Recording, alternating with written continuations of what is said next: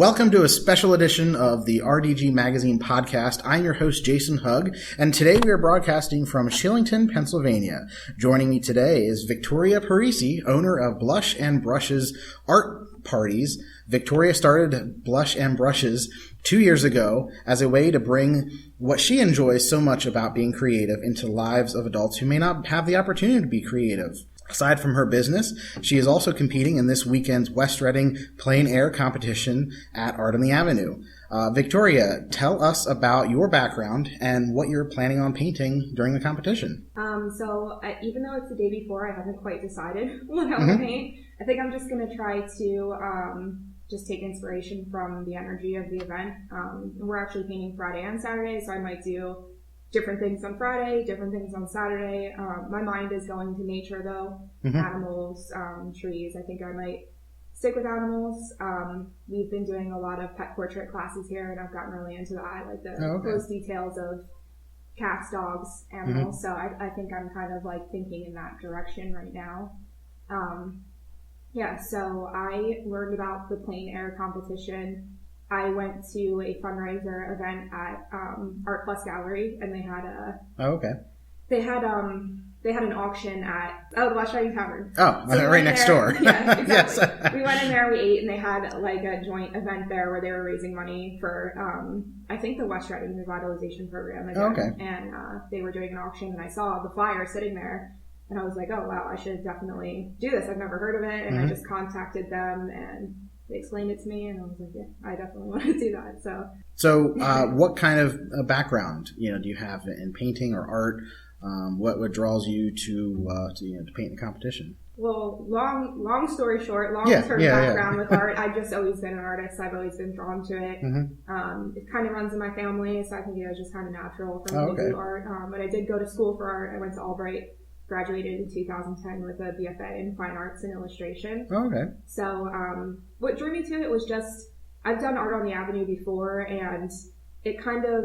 As a vendor? As a vendor, yes. Selling artwork and talking about my graphic and web design work, photography, just talking about myself as an artist as a whole. And you don't really have much time to sit and do work. And when I went to Art on the Avenue when I was a kid, the thing that I remember most is people painting, like watching people live painting and being able to walk up to the artist and request custom artwork.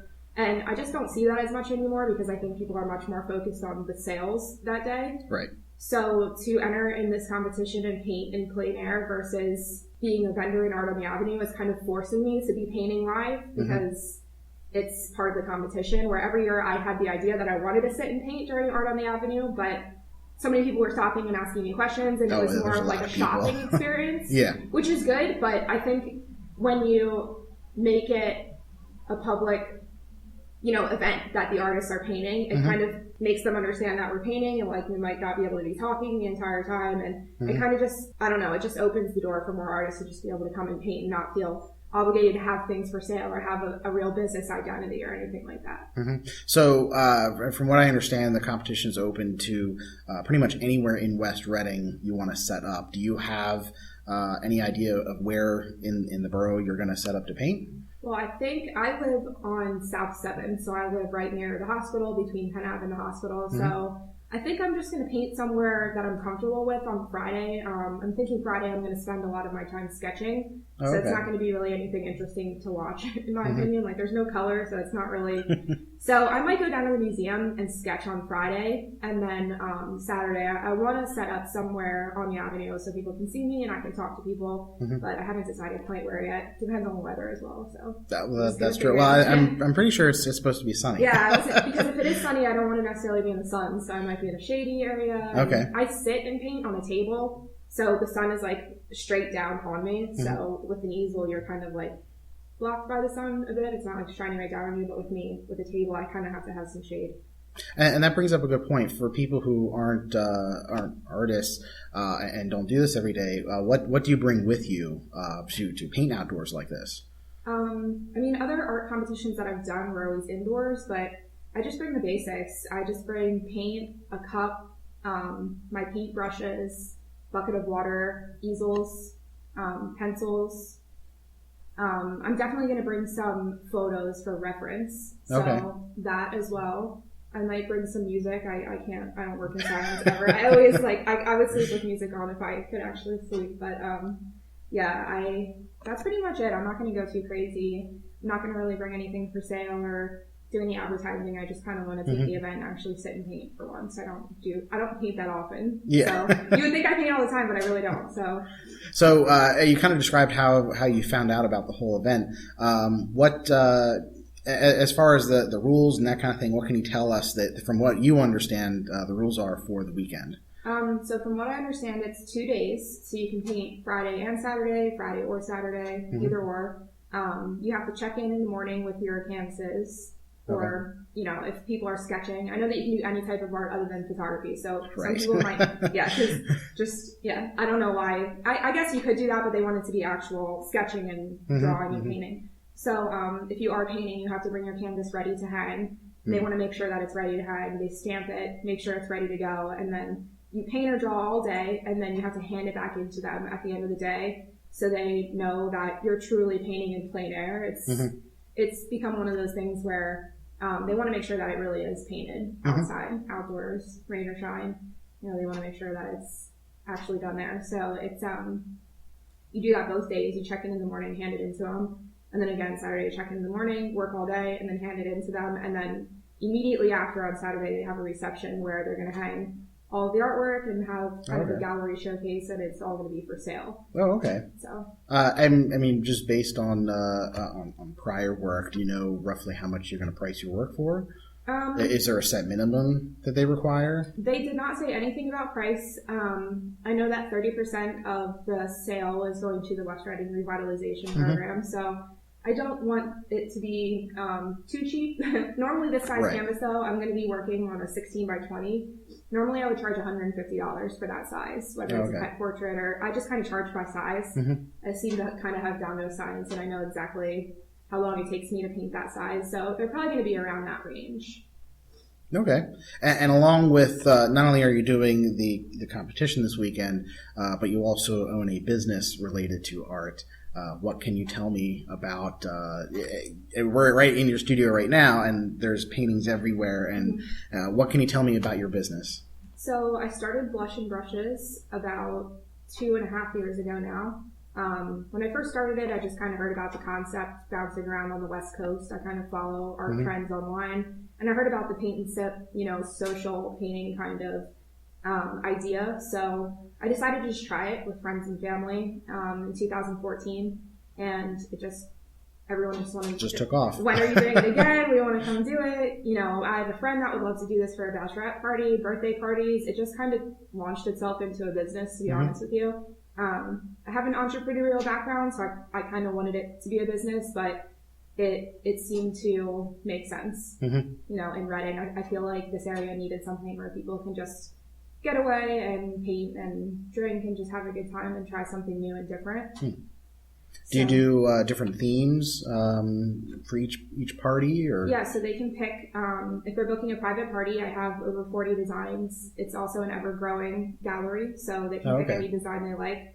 Or they can come to me and say, hey, my mom really likes hummingbirds, and I'll paint a custom design, and then they'll paint that the night of. Okay. So they can do whatever they want. I definitely encourage creative freedom. So I let people sketch it however they want. They pick any colors they want.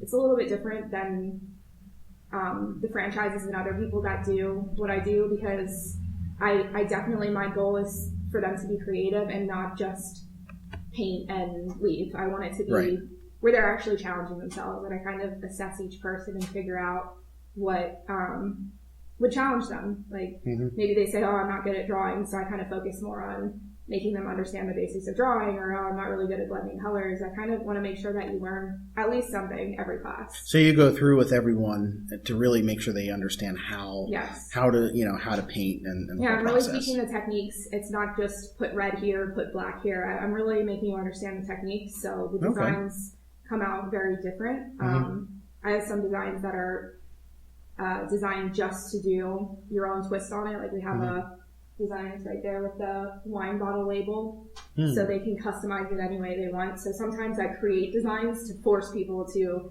think creatively versus just having it look like mine. Mm-hmm. So designs like that, it kind of makes me be like, oh, well, I want to make this my own. How can I make this my own? So, what's the response from people coming in? I assume you have a lot of repeat customers coming back in who want to do something different. Yeah. What's the experience like for people in the studio? People they love it. There are people that sometimes cry because they are just so, it's just a getaway from their normal stressful life. I get hugs at the end of class. People say they love me. They want to come back again. I have people that have been coming to me every single month for over a year. Some people come to me seasonally. People, yes, they definitely are repeat customers. They come back again and again, and they just tell me every time. I literally have a line of people at the end of class saying, we had such a great time, we're coming to do it again. You know, I know they're not obligated to do that. Right, of course. I'm not asking them to do that, and they love it. So I guess I'm doing something right. So. And I guess, I'm not sure if you know this, but when your customers go home, I mean, are they putting it up on the wall? Have you seen pictures of what they're doing with the art when they take it back with them? Yeah, sometimes people do take pictures after they hung it up. I think some people just kind of have a collection that they put on their mantle and just switch it out. But I have people that come to paint paintings specifically for a certain room. Oh, okay. So they pick colors to kind of match the decor of that room. Oh. So I'll help them pick colors to kind of work with. They'll actually bring a photo of that room or that bathroom. Yeah, right. Like, these are the colors that I have in this room. What's going to work with that?